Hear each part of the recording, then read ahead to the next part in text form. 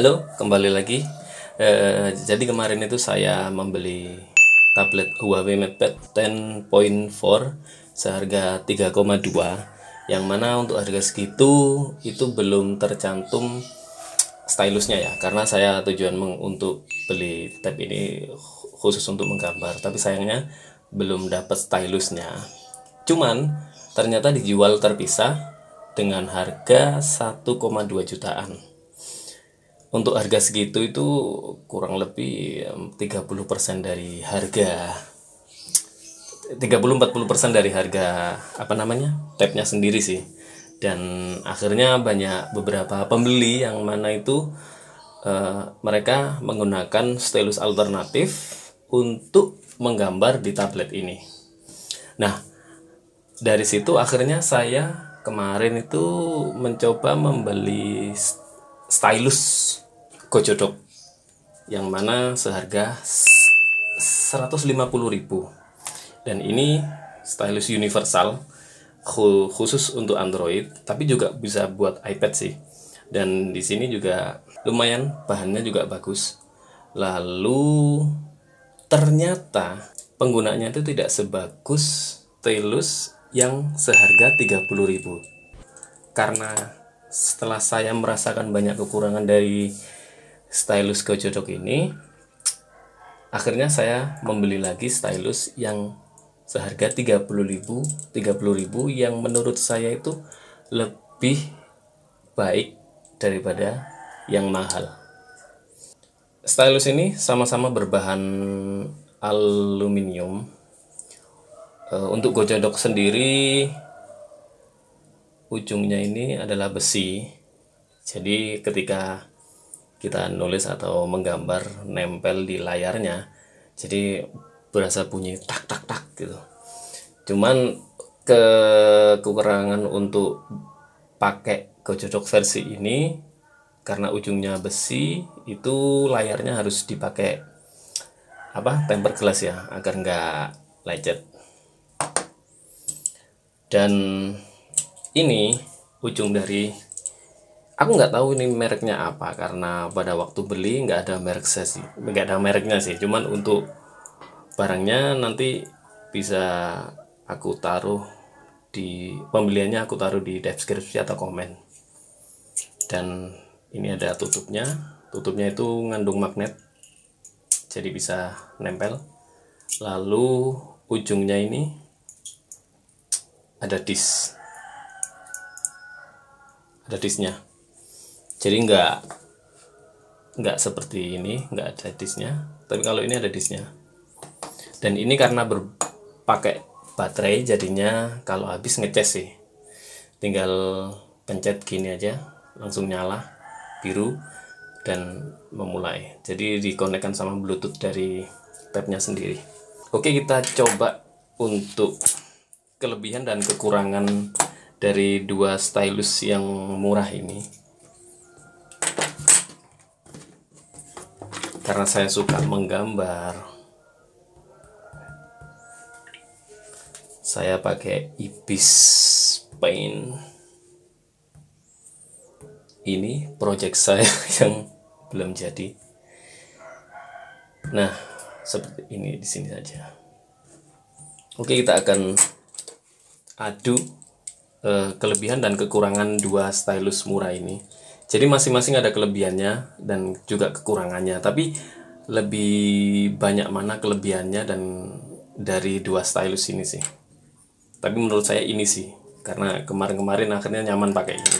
Cuman aku akan menunjukkan kekurangan dari Gojodoc ini.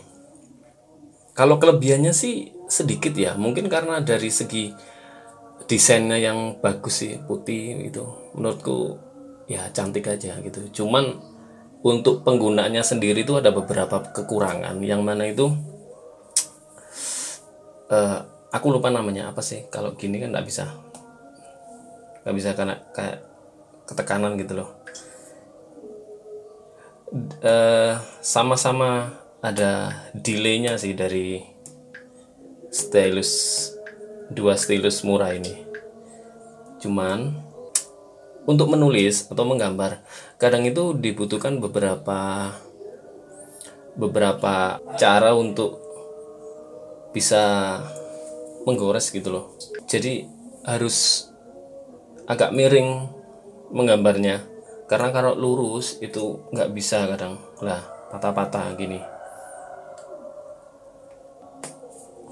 Jadi nulisnya itu harus agak miring ya.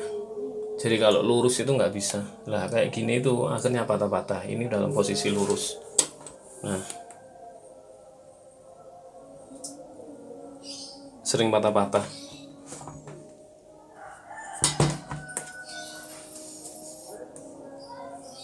Jadi agak miring kalau pakai ini. Sayangnya dari posisi seperti itu akhirnya kita itu nggak bisa kayak nulis di meja kayak gini. Nulis di meja kan biasanya membutuhkan posisi yang tangan atau pensil itu lurus seperti ini ya.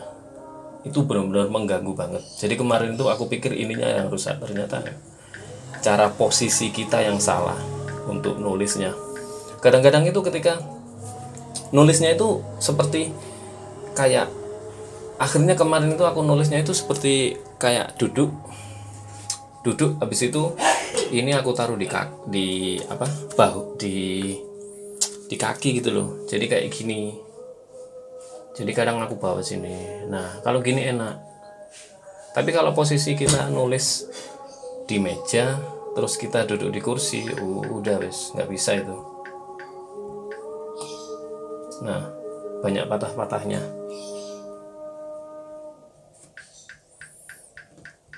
Itu kekurangan yang fatal sih menurutku.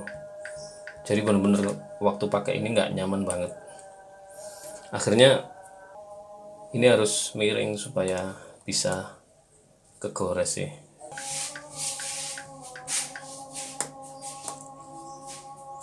Kalau lurus sering patah.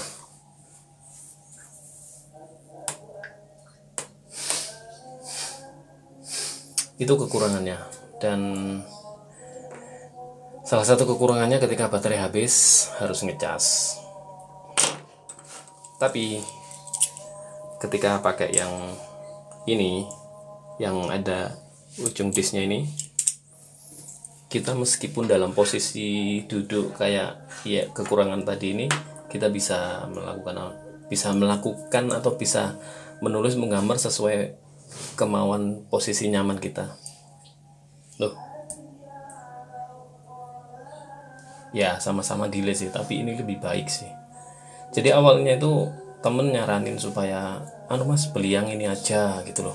Aku nggak yakin karena harganya yang murah itu takutnya kualitasnya tidak sebagus dengan harga yang mahal. Tapi ternyata, jadi aku langsung aja beli yang ini.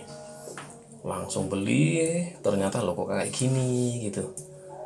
Dan akhirnya beli lagi yang lebih murah.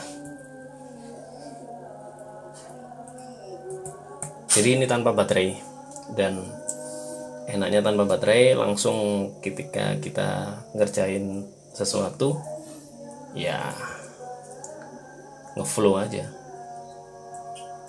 tanpa ngecas, tanpa apapun, karena ujungnya disk. Jadi dia itu bisa kita bisa mengerjakan dalam posisi apapun, yang mana bisa kayak gini.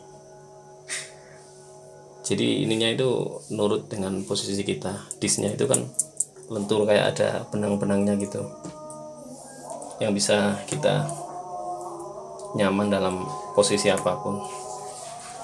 Nah, dalam keadaan apapun dimiring-miringin gini tetap. Kekurangannya itu sedikit sih, karena ujungnya disk. Jadinya ketika kita kita untuk bikin sketsa, kadang kita itu kesulitan untuk menyatukan garis satu ke garis yang lain gitu loh, karena ketutupan sama disknya itu mungkin. Tapi kalau lama-lama sih kayaknya itu nggak jadi soal sih. Mungkin awal-awalan aja bisa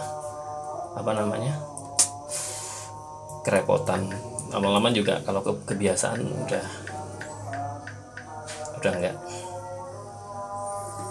Itu aja sih kelemahannya. Jadi untuk harga 30.000 ini bener-bener worth it banget sebagai pengganti stylus asli orisinil dari Huawei ini. Daripada yang kocodok ini sih akhirnya jadi tools backup yang disimpan. Ya itu aja review dari saya mengenai stylus ini. Link pembelian aku taruh di deskripsi atau komen. Yang pasti cocok buat kalian yang pengen memulai gambar dengan budget murah. Oke, terima kasih. Assalamualaikum warahmatullahi wabarakatuh.